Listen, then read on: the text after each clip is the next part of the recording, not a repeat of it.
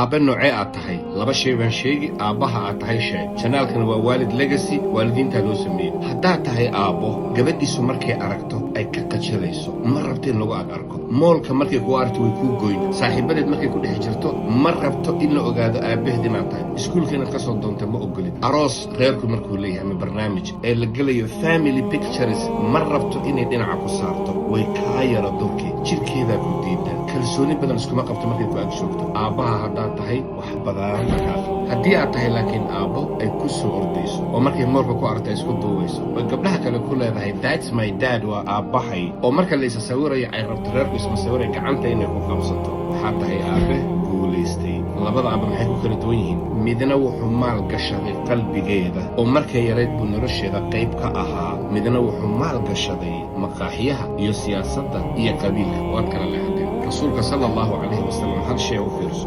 maalinkii u dambaysuu dhimanaya gabadhiisa faadima maxay la qosashay markuu dhegta uu sheegay aabe waad ii iman buu yidhi mar dhow anaad igu soo biiray noloshana aabaheed bay rabtay inay qayb la noqoto oy qayb noloshiisa ka noqoto oy la joogto faatima markay dhimato markuu rasuulka dhintayna sala allahu calayhi wasalam ma aanay sugi karin adduunka inay sii joogto aabaheed inay ka daba tagto oy la joogtay doonaysay aabbaha guulaystay waa midka fadlan janaalka waalid legacy adaa iskale waalid subscribe dheh walaalaha muslimiinta nala sheer gareen wassalaamu calaykum waraxmatullah